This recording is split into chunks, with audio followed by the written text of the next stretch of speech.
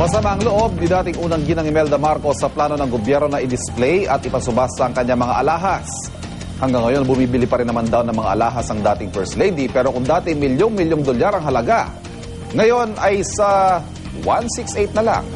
Narito ang report ni Jamie Santos. Kumikinang noon si dating unang ginang Imelda Marcos dahil sa ingranding kasuotan na tinernohan ng mga ubod ng kinang na mga alahas. Pero nang mapatalsik ang pamilya Marcos noong 1986, marami sa mga alahas ni Imelda ang nakumpiska. Ilang dekada nang nakatago sa Bangko Sentral ng Pilipinas ang mga ito. $10 to $20 million daw ang halaga ng mga ito noong 2001. Ngayon, balak ng Presidential Commission on Good Government na i-exhibit ang mga alahas sa publiko para raw tumaas ang interes at kalaunay maisubasta na. Masama tuloy ang loob ng may-ari ng koleksyon. Ayon sa dating First Lady na ngayon kongresista ng Ilocos Norte, hindi raw kasi galing sa nakaw ang mga ito. Pero wala na raw siyang magagawa. Ang dami na nilang pinagbili.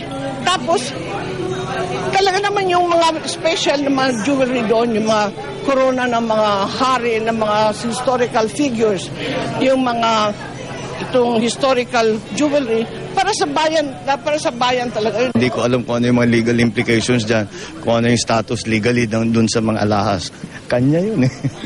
Siyempre gusto niyang mabalik sa kanya yung kanya. Sabi naman ni Pangulong Aquino, walang diskusyon ngayon kung ano ang gagawin sa mga alahas. Dapat din daw malaman ang halaga nito ngayong sakaling ibenta. Are these worthwhile pieces? Is this the right time to sell it? When do you actually sell it?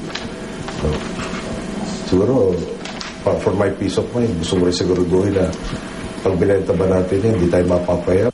Imbis naman na exhibit, may ibang mungkahi si Tourism Secretary Ramon Jimenez. Gumawa tayo ng documentary, halika. Shootingin natin isa-isa yung mga jewelry na yan, di ba? Kung talagang gusto nating makita ng taong bayan, hanggang sa Mindanao. Hanggang ngayon, bumibili pa rin daw ng mga alahas ang dating unang ginang, pero hindi na raw mga Imeldific sa mahal. Nandun na lang ako sa 168, bumibili ng mga kulatsyang na mga plastic.